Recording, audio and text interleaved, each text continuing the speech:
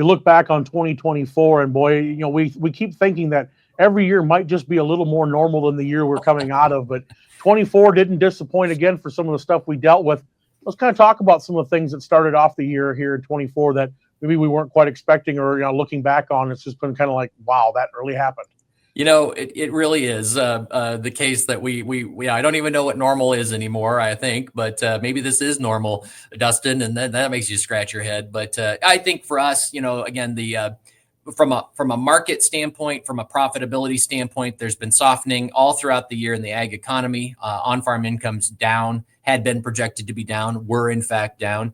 Lower commodity prices, stubbornly high input prices. Those are things that are stressing farmers and profitability. And of course, then that's playing out throughout the ag supply chain. And you saw some pretty high profile layoffs for equipment manufacturers, for example.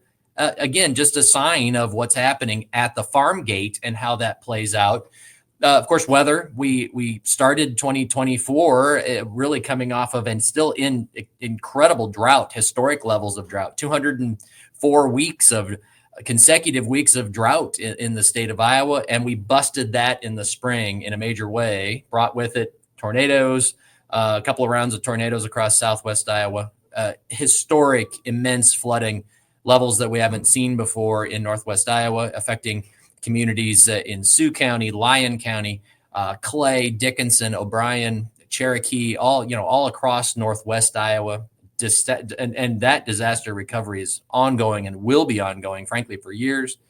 And then perfect weather across large swaths of the state, with maybe the exception of folks would say it probably dried off a little too much towards the end of the year, but it gave us a wonderful, long, beautiful fall that we had pretty much uninterrupted harvest. So, weather being a big one this year that we dealt with kind of both ends of the equation. And some good things too. Setting a new record for conservation adoption in the state of Iowa was a big deal. And then high path and its effect on poultry and dairy was a headline for 2024, and frankly one that will continue into 25. We hadn't seen a spillover event like that, and it certainly we're asking some new questions and frankly needing a lot of research on how to really address this particular challenge. And of course, there was a lot of other things that happened throughout the year. I know we had the state fair. Some wins for the IDALs with the Choose Iowa grants. Yeah. A legislative session. I mean, there was so much that happened. That we can still reflect on as well. Absolutely. From a policy standpoint, we had a good year in Iowa, a solid year. It's a good. We're continuing to focus on the things that make us a place that are attractive for people to live, work, and play, for families to grow and thrive, and farms to have the freedom to do what they do best and be productive. Certainly the lack of a 5-year farm bill was something we talked about all throughout the year as well. And then market access. So you mentioned Choose Iowa. We're really proud of that. We had a great year. We're up to 147 or so members of Choose Iowa, and that's just a little over a year since we launched that at the 23 Iowa State Fair. Market trips overseas. We received delegations from around the world, and we continue to fight the good fight when it comes to things like market access in places like California with Proposition 12, or trying to just gain more access to folks' fuel tanks through year-round access to E15 and those types of things. So we've always got work to be doing on that market development side. I always say, I don't care where you are in the world, Iowa's got something to offer for you, and we need to continue to develop those markets wherever they are. Another good thing, we saw expansion of ag industry here in the state as well. One probably highlights that new daisy plant that's going up in Boone. Oh my, isn't that exciting? We're thrilled to see that kind of, in and of itself, the plant is a major investment, a good industry player, a good company, the kind of company that you want in your state and in your community. So a great effort by the community of Boone and to bring that to that part of the state. And of course, now what will happen as a result of that is you'll see an impact on the dairy production in the state of Iowa, and what that can potentially mean for using more milk in this state. We ship a lot of milk that we produce in Iowa, significant dairy producer, but it's processed out of state. The value add, the impact to our economy comes really when you can keep it in state and process it and capture all of it, more of that value. And that's a good thing for all of us. So very excited about what that plant can do. And, anytime that somebody builds a plant, makes an announcement and said, and there's opportunity for expansion, we get excited about that.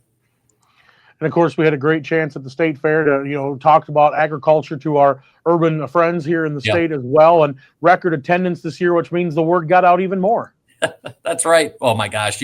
On a brisk morning, when you're talking state fair, it just kind of makes me feel good. Right. I love being there and welcoming Iowans and frankly, folks from all over the country and world who come to the great Iowa State Fair. Nothing compares to the Iowa State Fair, but it is truly one of the maybe most important ag interactions that somebody might have throughout the year. And that's done in a variety of ways, of course, visiting livestock barns, the Animal Learning Center, getting a chance to eat food and know, get the beef quarters or the pork tent and know where that food comes from and learn those things. So we always take it really seriously.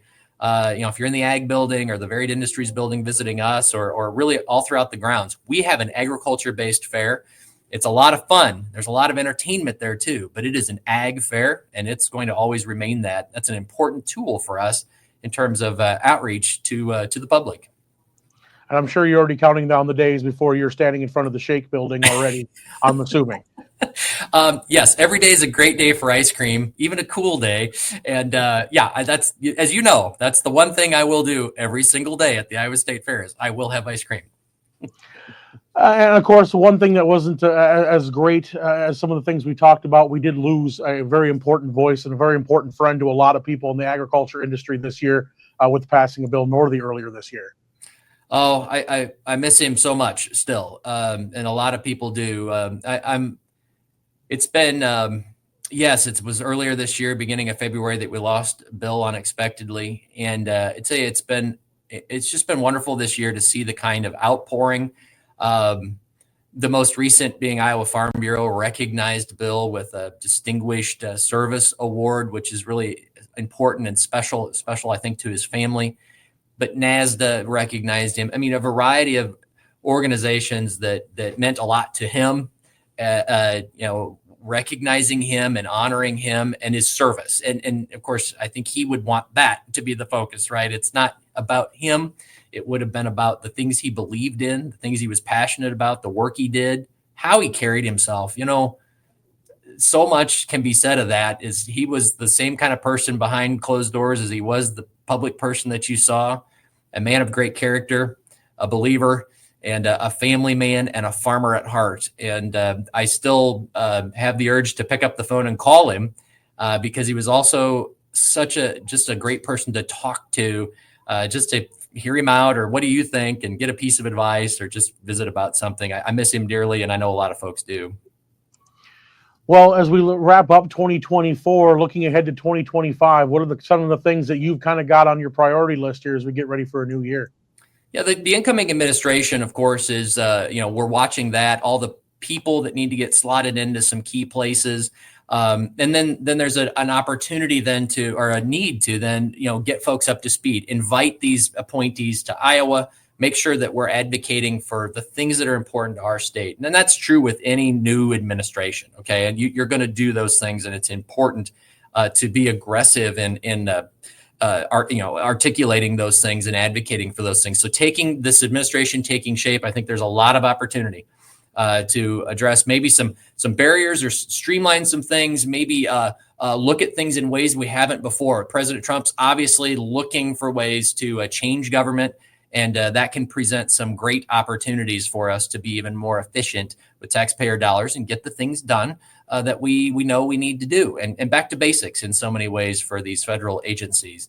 The year will bring, I think, volatility when it comes to markets and weather. We just need to expect that. Playing offense on trade, market development, biofuels. There's a lot of work to do here, and we're ready for it. All right. Well, Secretary Naig, thank you so much again for another great year of these talks that we have every month, and look forward to keeping them going here in 2025. Absolutely. I wish everyone a very Merry Christmas and Happy Holidays, and of course, a very, very joyous and productive New Year. That is Iowa Ag Secretary Mike Naig here on the Iowa Agribusiness Radio Network.